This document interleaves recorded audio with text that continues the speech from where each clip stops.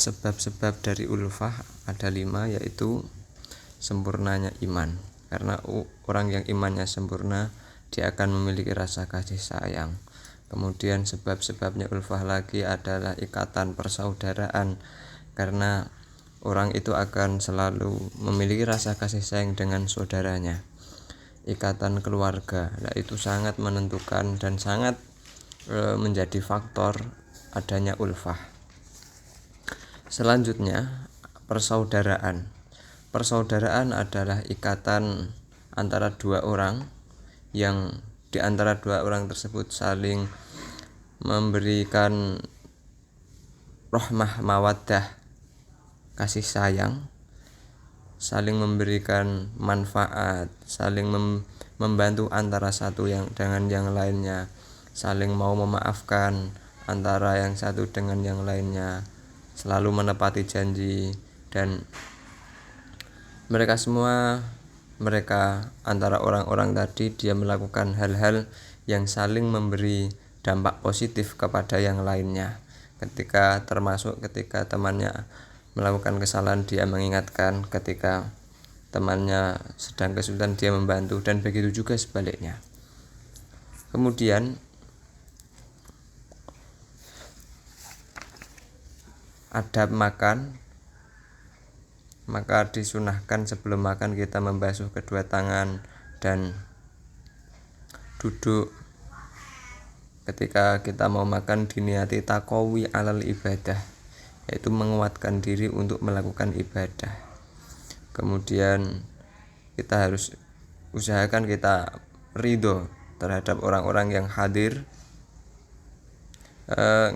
Kita ridho dengan apa adanya dari makanan tersebut, tidak terlalu menuntut makan yang macam-macam.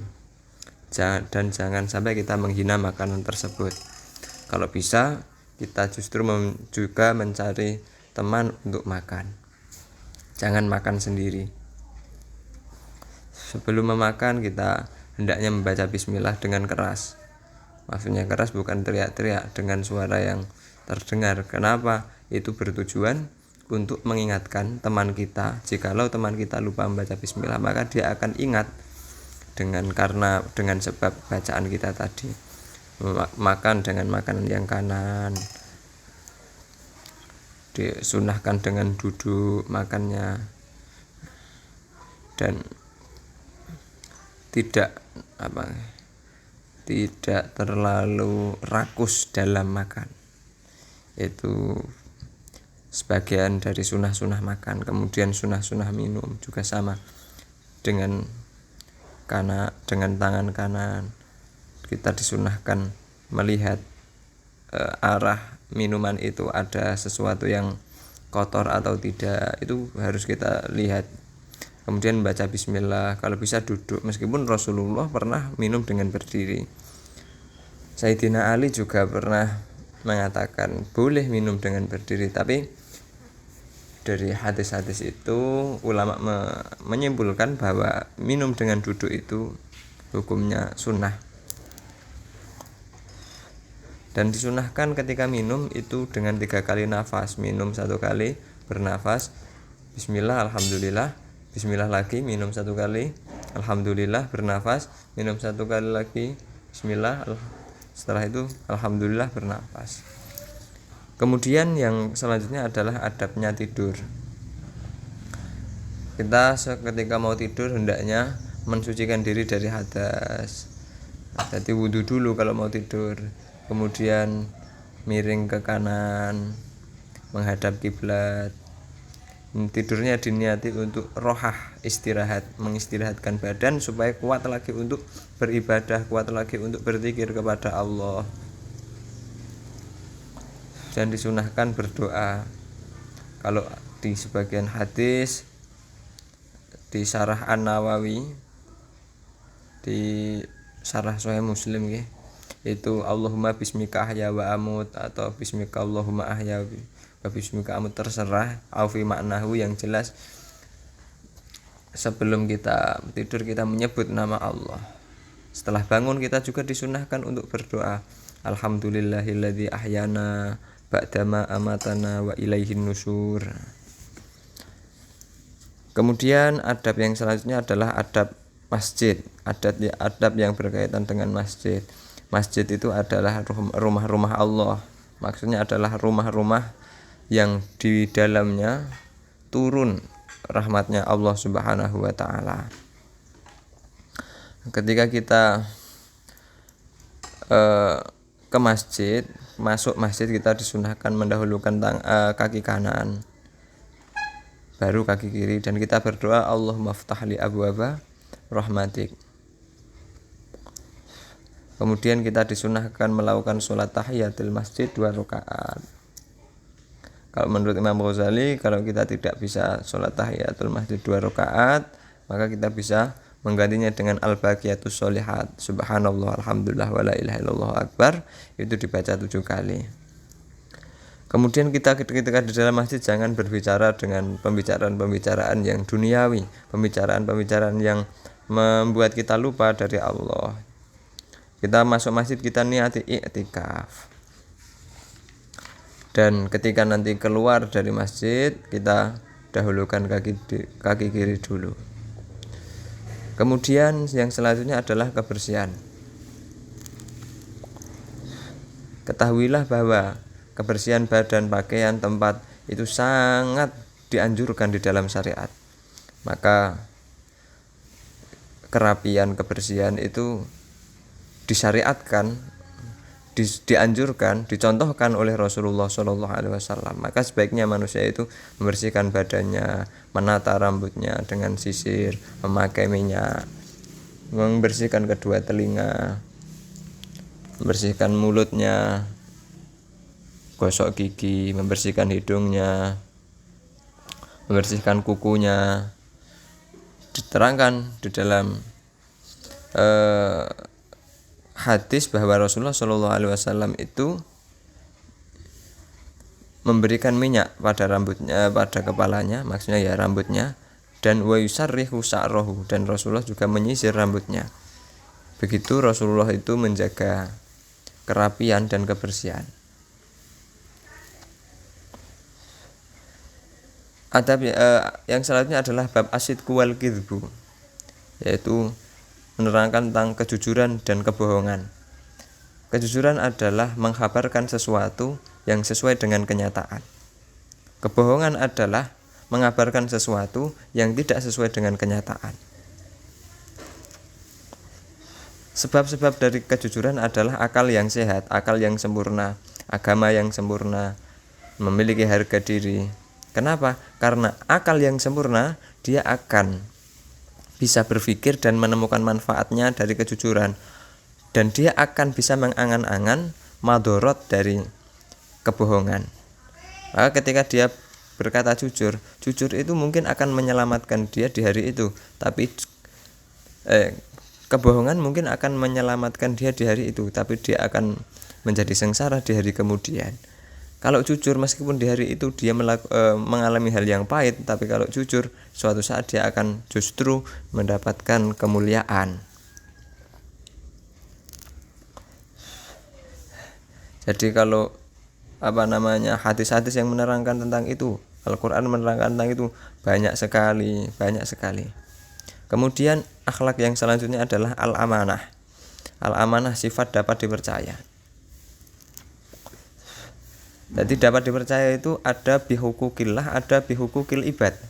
Ada hubungannya dengan Allah, ada hubungannya dengan makhluknya Allah. Hubungannya dengan Allah dengan bagaimana? Berarti dengan melakukan perintah-perintah Allah, menjauhi larangan Allah. Itu berarti amanah kepada Allah. Kalau dengan sesama manusia, ya kita menjaga harta, menjaga titipan dan lain sebagainya. Tidak menyakiti orang lain, menjaga rahasia, menjaga aibnya teman kita, dan yang jelas itu menjaga kemaslahatan agama dan menjaga kemaslahatan dunia. Kalau di dalam Al-Quran, innallaha ya'murukum an tu'addul amanati ila ahliha. Di dalam hadis Rasulullah juga ngendika, la imana liman la amanatalah. Tidaklah sempurna iman seseorang yang tidak memiliki sifat amanah. Kemudian iffah. Iffah adalah menjaga diri dari hal-hal yang diharamkan, dari hal-hal yang menghina, yang menghinakan diri. Iffah ini termasuk sifat yang sangat utama. Iffah ini harus kita jaga dengan sekuat tenaga. Jadi kita menjaga diri kita dari hal-hal yang diharamkan oleh Allah, dari hal-hal yang asor, hal-hal yang membuat kita hina.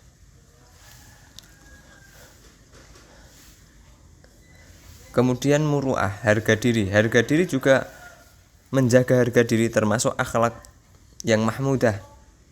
Jadi menjaga diri itu bagaimana? Menjaga perilaku, menjaga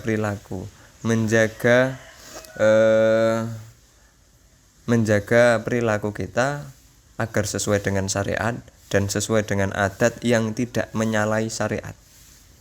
Maka ketika seseorang bisa menjaga syariat, menjaga ibadah di dalam dirinya sendiri, dan menjaga adat yang berlaku di masyarakat yang tidak berselisih dengan syariat, maka orang tersebut akan memiliki harga diri yang tinggi dan dia akan menjadi orang yang mulia.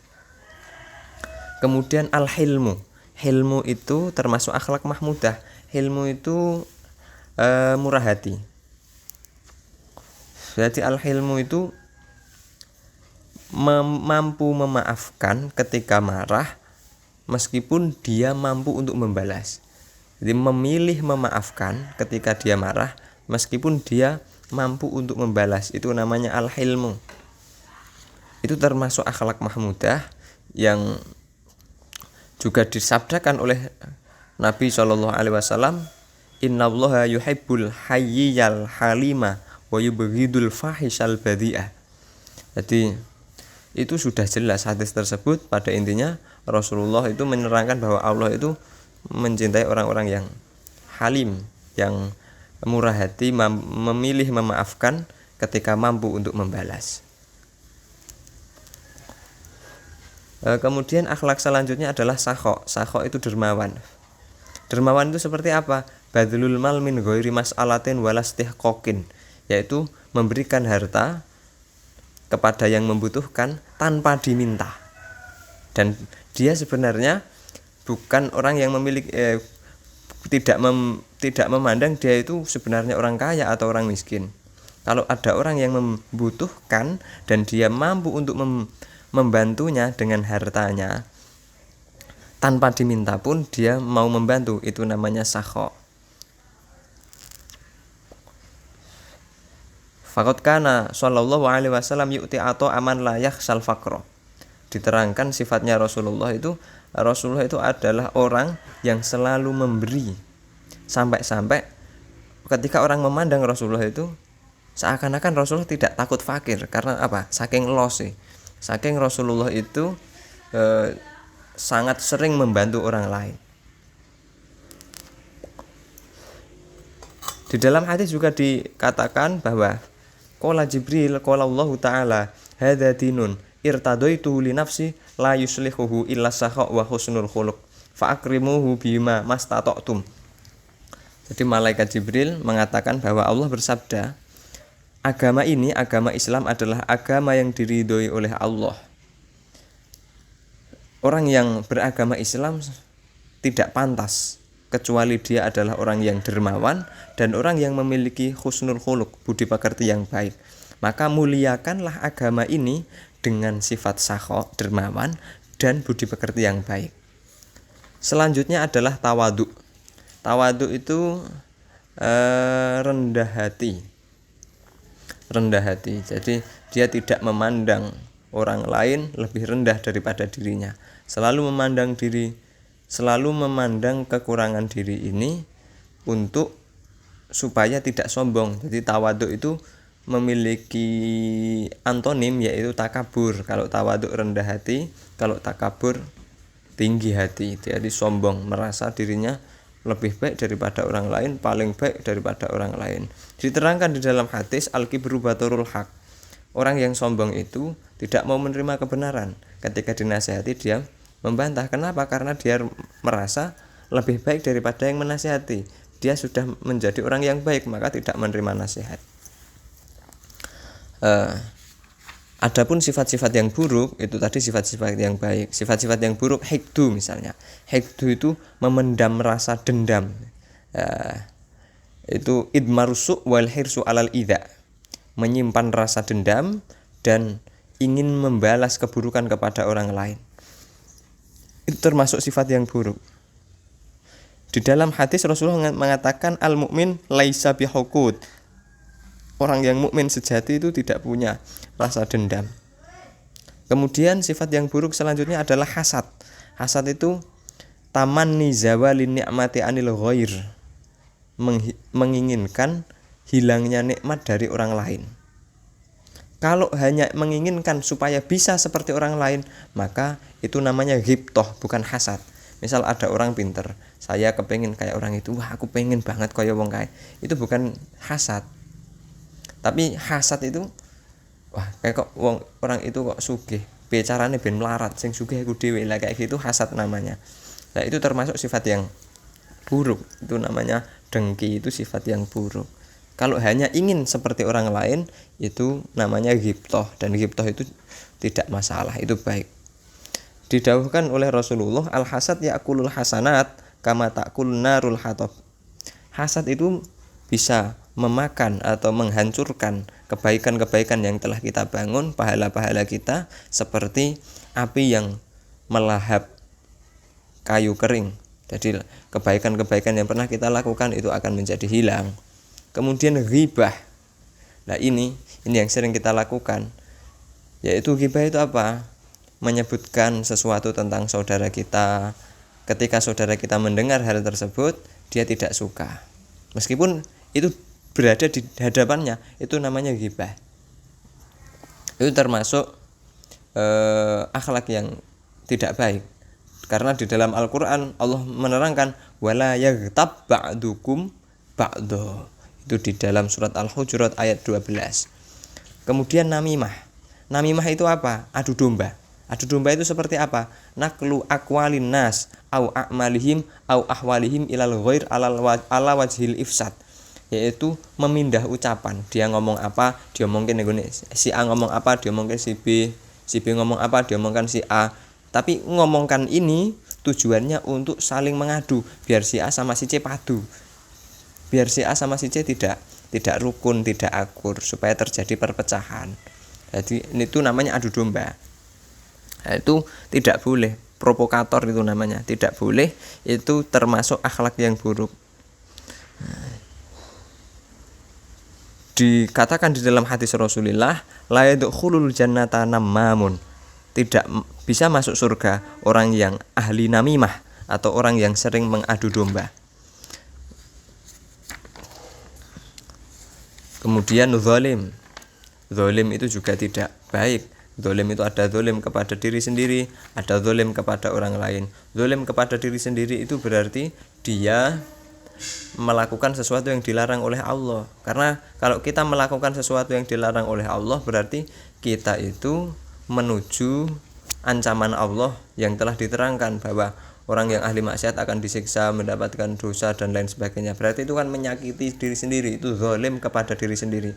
Zalim kepada orang lain, misalnya idza iljar, menyakiti tetangga, menerlantarkan tamu, mengadu domba, itu zalim kepada orang lain.